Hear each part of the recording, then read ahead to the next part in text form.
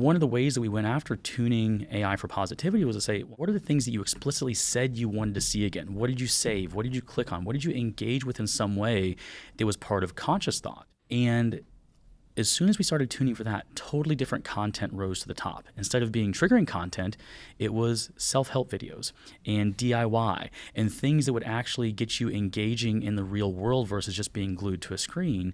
And when you measure how people feel after that time spent, they feel better because users were actually pretty good at wanting more of the things that were good for them. What's your issue with engagement via enragement? Because you kind of stand out among your peers on that front. Yeah.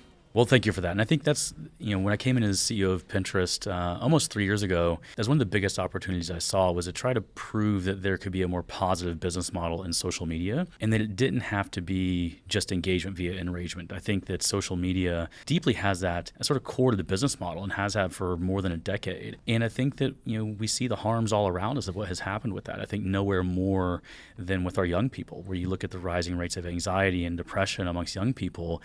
And, I think at the core of that is that, social media uses AI to maximize your view time. And it figures out pretty quickly that you look longer at the things that are your triggers, whatever your triggers are. And so, whether it's that politician that gets you really fired up or whether it's somebody else's fake perfect life that you can't possibly live up to, it figures out how to show you those things to maximize your view time. This sort of really happened around 2014, 2015 or so, I'd say, where social media switched from a chronological feed of what your friends posted to what an algorithm thought you should see. And that's when it started to become more and more negative. We're much better at diagnosing the problem than we are at solving it, which is, I think, where you come in. So what does tuning for positivity actually look like on Pinterest? The analogy I always use is, we've all had the example of sitting in a traffic jam. And we know when we get to the front of the traffic jam, we shouldn't look at the car crash, right? But what do we all do? We get to the front, we're like, I sat here for 45 minutes, I want to know what happened. We sneak a peek at the car crash. And these algorithms learn, oh, you looked at the car crash. I'll show you another car crash. Oh, you looked at that one too. I'll show you another one. Until eventually it's all car crashes. And that's sort of the world that we're living in right now, social media. And so part of tuning the AI for positivity was, well, what if instead of tuning for this sort of, instinctual reaction, this sort of downstairs brain reaction, what if we appealed to conscious thought? In that same analogy, if you ask someone after the car crash, would you like to see another one of those? The vast majority of people would say, no, that was terrible. I don't want to see another one of those. But users aren't getting that choice. It's just, if you looked at it, you're going to see more of it. One of the ways that we went after tuning AI for positivity was to say, what are the things that you explicitly said you wanted to see again? What did you save? What did you click on? What did you engage with in some way that was part of conscious thought? And as soon as we started tuning for that, totally different content rose to the top. Instead of being triggering content, it was self-help videos and DIY and things that would actually get you engaging in the real world versus just being glued to a screen. And when you measure how people feel after that time spent, they feel better because users were actually pretty good at wanting more of the things that were good for them. When you appeal to their downstairs brain, people weren't very good at like, oh yeah, we still look at the car crash every time we get to the front of the traffic jam. But if you ask us, we'll make a healthier choice. And so there's a lot more to do, but it's proven out to be quite effective. So another way of describing what you've done is you've basically said, look, instead of appealing to system one, like the hot visceral impulse to look at the things that you may not enjoy, but that immediately capture your attention, you're going to engage with system two. Find out what people value as opposed to just what activates their immediate emotions. That's right. And then the hope is that they'll come back for better reasons, and even if they spend less time on the platform, they're going to enjoy it more, or they're going to feel like it was more worthwhile. That's right. And so we're going after time well spent instead of time spent. And so that's a great distinction. Yeah, and so if we help you go do something in the real world, help you put together that outfit that's going to make you walk a little taller for the event that you're going to, or help you put together a great meal to sort of host your friends, that's not going to keep you glued to a screen. But you're going to have a really great experience and say, oh, well, Pinterest is a great place for me to go for another one of those. And so we want to be part of a healthier social media diet. And I think actually with Gen Z is now more than 40% of our users. It's our largest, fastest growing demographic. And that is in spite of us having done things that actually turn social features off for a lot of those users. So if I go deeper into other things that we have done, we're the only social media platform that is private only for users under 16. And when I say private only, it's not a feature you can re-enable. I just felt like it was clear to me that it wasn't safe for users under 16 to be contacted by strangers online. And I also thought that not only was that a right thing to do, I was hopeful that there would be real consumer demand for a safer space. And when we made that change, our stock price actually dropped by like 20% when we did that because people thought it was just going to wreck us with young users. And a year later, we nearly doubled. And it actually became one of the defining reasons that we are winning with young users is that, while there's all this talk of how Gen Z is struggling with rising rates of anxiety and depression, I think they're more in tune than ever with the fact that social media isn't good for them. In fact, 48%, Pew Research that came out said 48% of Gen Z knows that social media isn't good for them, but they can't necessarily quit it, because it's become it's sort of a collective action problem where their friends are there, so they have to be there. But they are, and this was my hope, that they do want to find ways to make healthier choices. So as we gave them an option for healthier choice of like, oh, here's a private space where you can, figure out, who you want to be. That's not comparative and performative. That actually really resonated with users. And so we're starting to tap into sort of some of these other things that we started with. How do we tune the AI for positivity? How do we, optimize more for intentional choices that users will figure out more what's good for them, and then also addressing some of these things like the comparative performative nature of social media that has led to a lot of unhealthy behaviors. To say, okay, well, let's go do something different than that. Let's go give users a space to figure themselves out that can be sort of a space away from the noise to figure out who they want to be, and that's really, really resonated. So you must be John Haidt's dream CEO then. But yes, I collaborate with John quite a bit, as well as many other researchers in the space, because we're hopeful that not only can we make these changes for Pinterest, I'd like to see this industry change. And this had already become central to our reason for being when I came in as CEO 3 years ago. This is one of the key things I thought of as a part of the opportunity. I've got a young daughter. She's 11 years old. I'm terrified of the day that she's old enough to be on social media. So it's personal. I want to fix this for her as well as everybody else's young people. I'd love to see a world where social media companies were competing on their safety records the same way that auto manufacturers now compete on theirs. I would love that.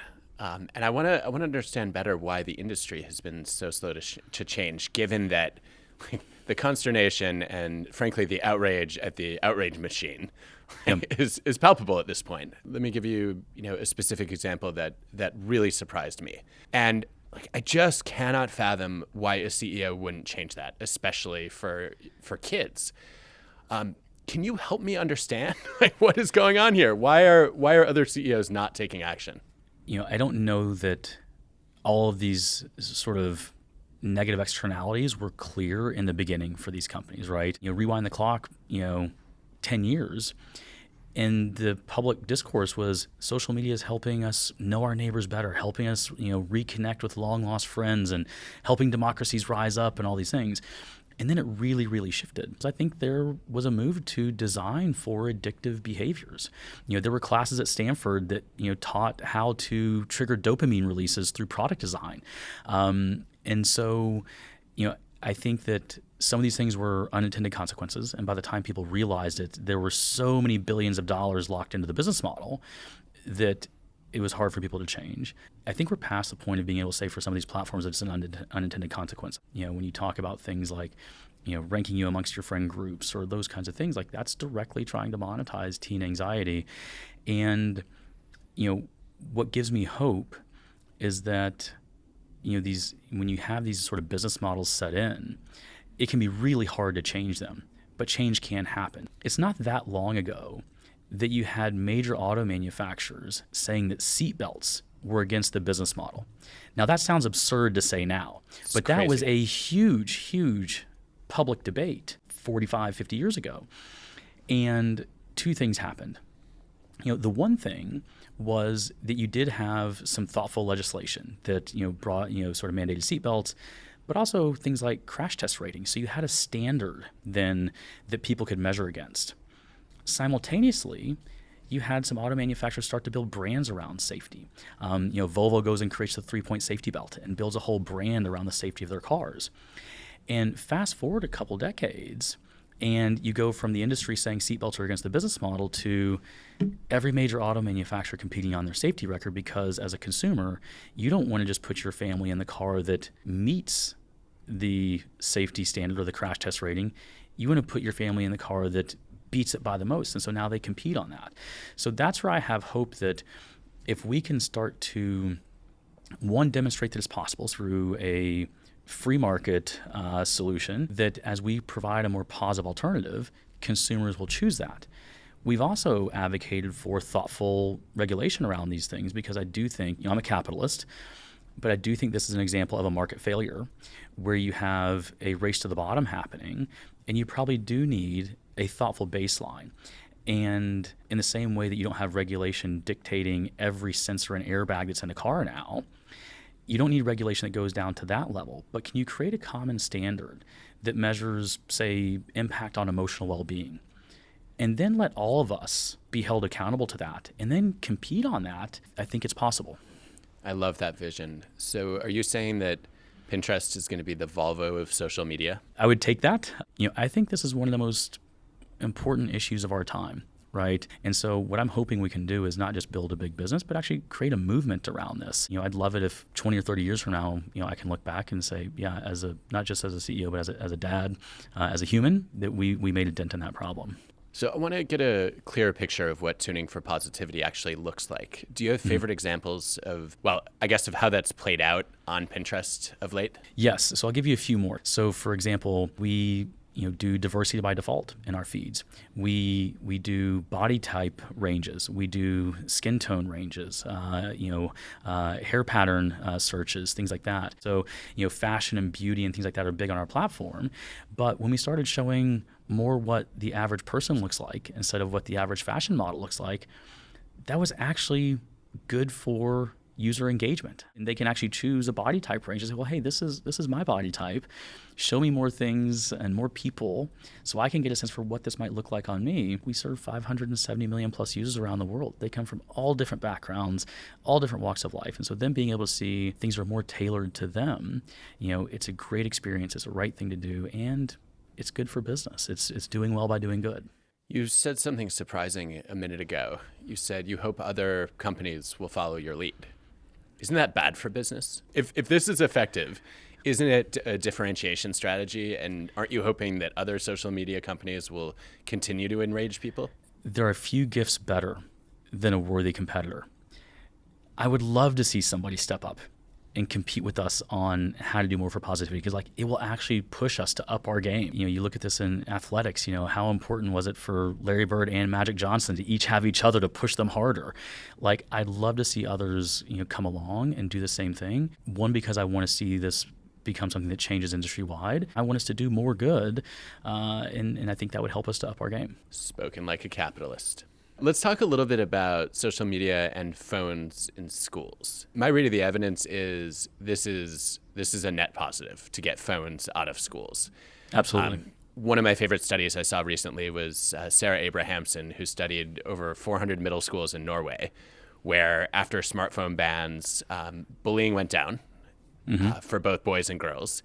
And also, girls had better grades and fewer mental health problems. It doesn't get more clear-cut than that, right? If we get smartphones out of schools, kids learn more and well-being in relationships improve. So what are we waiting for? Why has this been so hard, especially when in the U.S. the majority of parents think that this is a good idea? Well, I think that, fortunately, this is a nonpartisan issue. It's got support on both sides of the aisle. And you look at states like Arkansas that went to phone-free schools, and they're seeing similar outcomes, right? So it's not just in other countries. It's happening here in the U.S. Arkansas is a great example, but I've talked to governors of Arkansas and Kentucky, California, and New York, Florida, Virginia, and as these things are progressing, you hear consistently these improved outcomes. My daughter's own school finally went phone free. For a little while there, is like, it's like, hey, I'm advocating for this, very publicly, and like, how do I make sure my own daughter's school gets there? And there's a lot of anxiety before making that change, right? Because it's a collective action problem. People have a fear of missing out.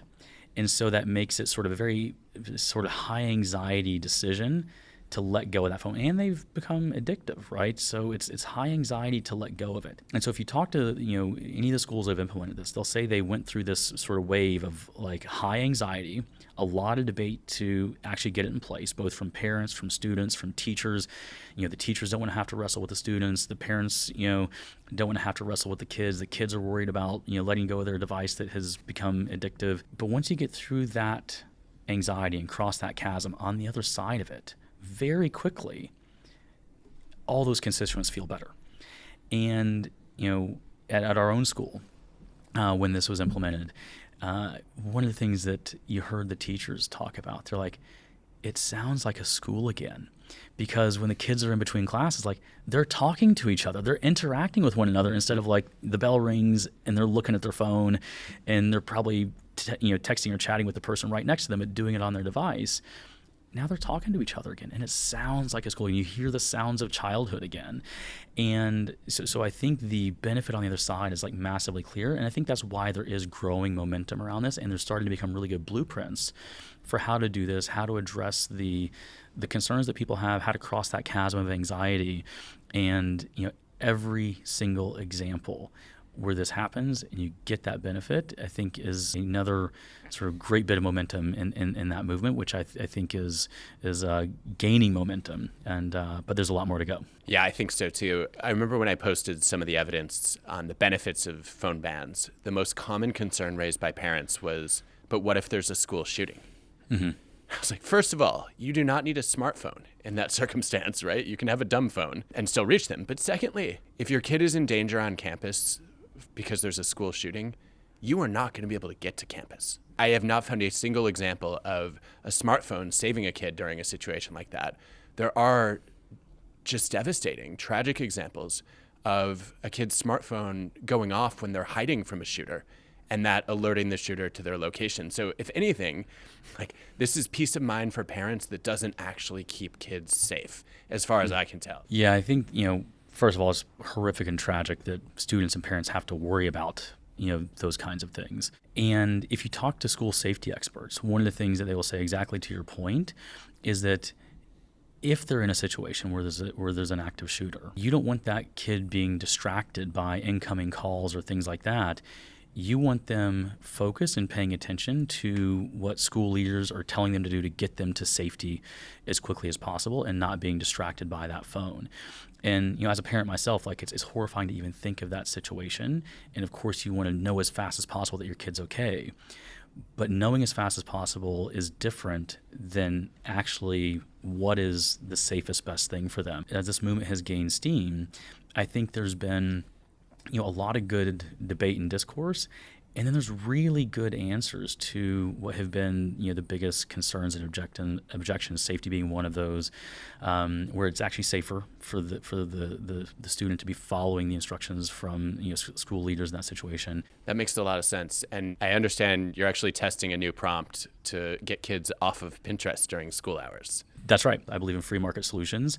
I also believe that you may need some thoughtful regulation in these places to support that, but we're not sitting around waiting for that. So, as much as I've advocated for phone-free schools, I've also said, like, well, what can we do? How can we help this? One of the things that we've done is, when a user opens Pinterest, if they're under 18, they open Pinterest during school hours, we will give them a prompt that says, hey, we love you. Come see us after school. And beyond that, we'll actually give them a link to turn off all the notifications on their device, because it's not just us. It's, we turn off ours, but then they're still getting tons of notifications from everybody else is messaging them and all these things. They can't focus. What we've seen is that there's real benefit into taking a long view of investing in the health and well-being of our users. And so that's a good example of, like, yep, there's a little bit of a leap of faith that if we do the right thing now, that'll actually be good for us in the long term. We're proving a real business on time well spent instead of maximizing the total time spent.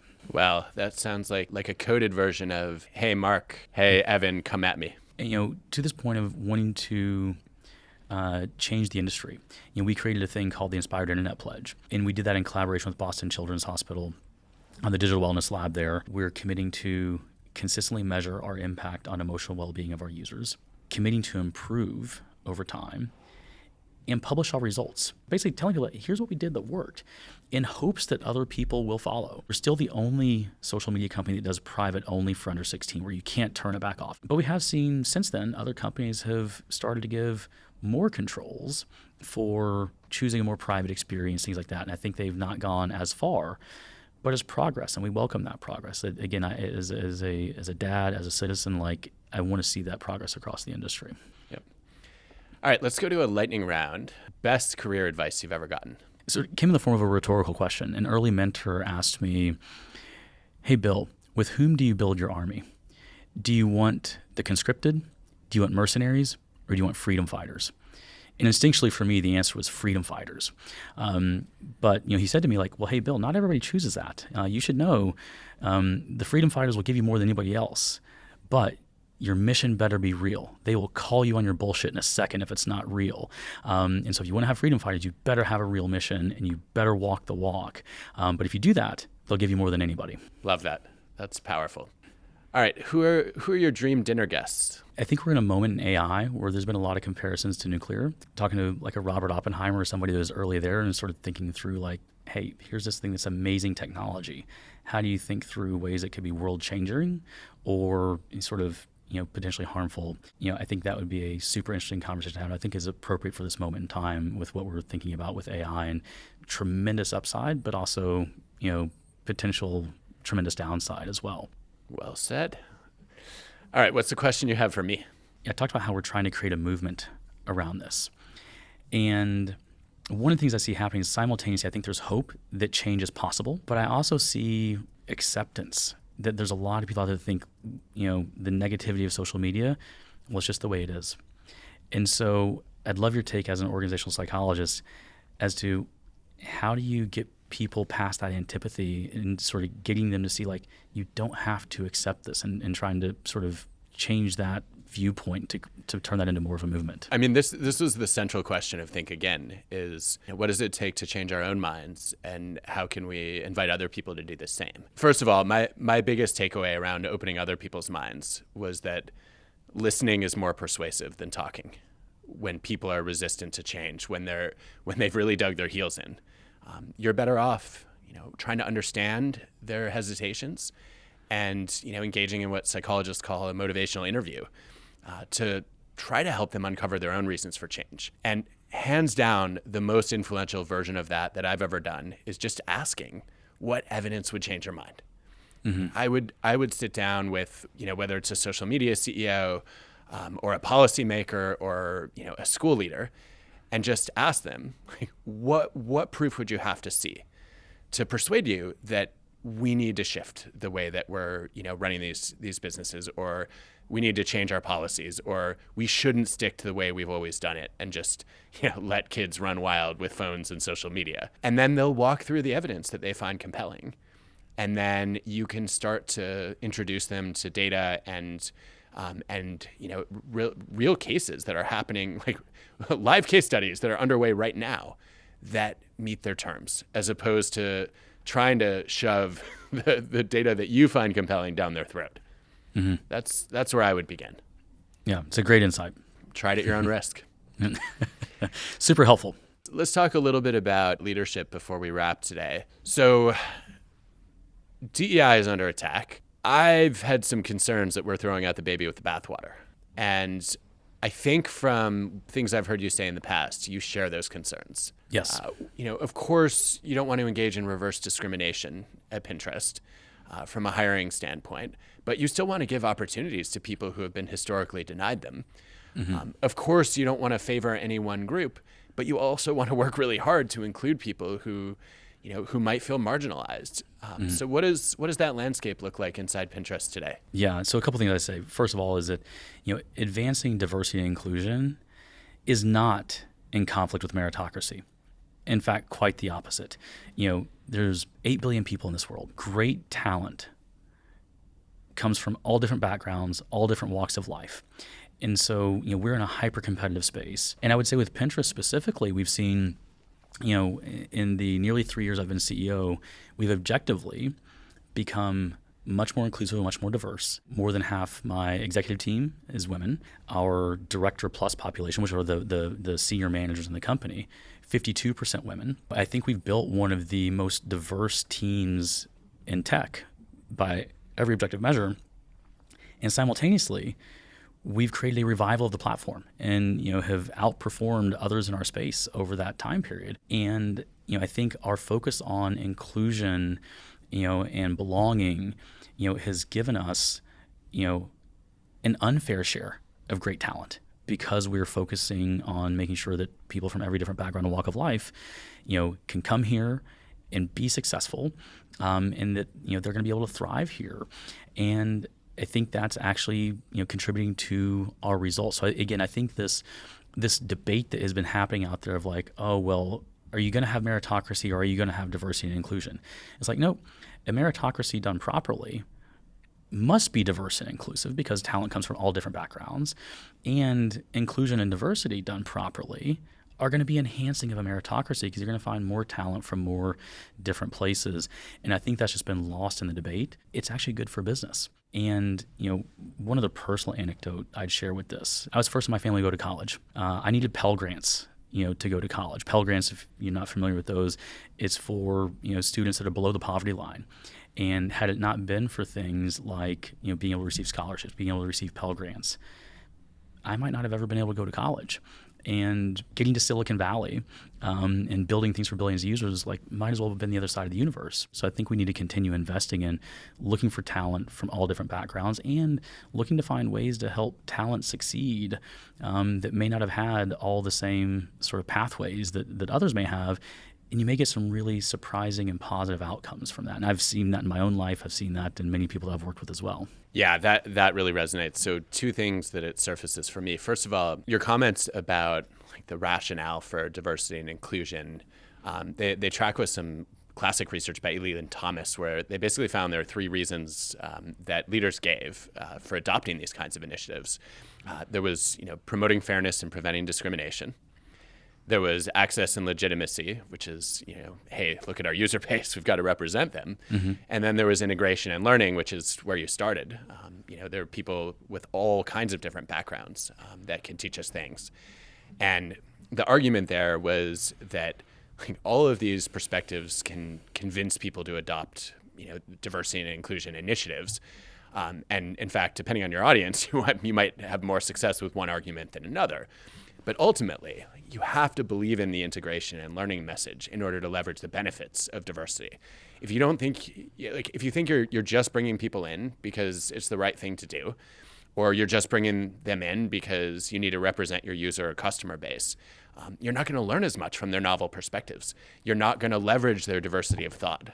You're not going to have your assumptions challenged and surface the kinds of debates that actually challenge your thinking. So I think you're onto something here. Yeah, and again, I'm hoping we can prove that there's really good business in it, right? A specific thing that we've done is that one of the things that we hire for is resilience, right? As an entrepreneur, as a business builder, I think resilience is one of the biggest predictors of success, for employees, that we hire, and I added that to our hiring criteria when I came in. Well, if you think about resilience, where does that come from? It's going to come from a lot of non-traditional places. You look at Silicon Valley and sort of, amongst entrepreneurs, immigrants are disproportionately represented amongst successful entrepreneurs. Well, why is that? They went through tremendous adversity to make their way to this country. You hear these stories of coming over with $20 in their pocket, and but then finding a way to go do something. I think that resilience is a huge predictor, and if you're willing to sort of think a little bit differently about how might people build resilience, you're going to find that not only do you get diversity of thought, you're going to get diversity of background, and look for those ways that people found their way through despite the obstacles. Boy, those are the people the sort of the underdog kind of mentality, those are the people I want on the team because they're going to find their way through. Simultaneously, you also want to acknowledge, like, might there be things you need to do to help them get through also, like the example of, like, okay, I think I had to demonstrate, good bit of resilience to get from where I started to where I am now, but I needed some of those things like Pell Grants that were going to help me be able to afford college. I still worked 2 or 3 jobs at a time to put myself through school, but boy, I don't know if I could have done a 4th job if I hadn't had the Pell Grants to help me. So you need to be thinking about those kinds of things too. Yeah, this is why whenever I hire, I don't just want to know what have you achieved. I also want to know what have you overcome. Absolutely right. Okay, so last question. You had this formative experience of working as a mechanic in your dad's auto body shop. Yep. How old were you? 13 when you started? Yeah. Well, is that even legal? It's an auto repair shop. And what I would say is, like, 13 is when I got to start working in the front of the shop. Before that, even in Kentucky, below 13 was sort of frowned upon. So I sort of worked in the back of the shop before that. But it was a great formative experience. So many of the best lessons that have helped me in Silicon Valley, I got in a little town in Kentucky because, like, I had to face customers in the eye. I remember I was about 13 years old, is a farm community. And so I'd messed up on a farmer's truck. And I'm thinking my parents are going to go explain to him, what had happened. And they both said to me, no, you go tell him what you did and what you're going to do to make it right. And if you're imagining like a Norman Rockwell painting here of like, the farmer like pats me on the head and says, oh, son, it's all okay. No, he needed that truck for his livelihood to feed his family. And so he wasn't happy about it. And I remember, knees knocking, lump in my throat, having to explain to him, what I did. And like, and sort of when him telling me what it meant to him and his family. And it's like, okay, boy, because I'd made a careless mistake. I sure thought twice the next time because like, it had a real impact on somebody's life. Well, all these things we talked about of how I think about what we do for users on our platform, I see all of them looking back at me the same as I did with that farmer and his truck. And I still get a bit of that lump in my throat, knees knocking, but I want to make sure I'm doing everything I can to do what's right by them. But some of the best lessons were, in that little town in Kentucky, working in a little auto repair shop. Wow. I think there are going to be a lot of people who listen to this conversation and think, maybe tech CEOs aren't as bad as I thought. We are all fallible people. We're each fallible in our own ways. And while I think you can look at some disappointing decisions by some leaders, I think you also see a growing movement of people that want to do the right thing has been part of how we've picked up a lot of great talent. I also think it's really important to win the right way and to think about the unintended consequences. There are still people in the Valley that really want to change the world for the better. And we don't always get it right, but I think there are a lot of people that that is what drives them. And that gives me hope. Well, I'm delighted that you're one of them. It gives me hope, too, for social media. Bill, I thank you. All right. Thank you so much. Appreciate you having me.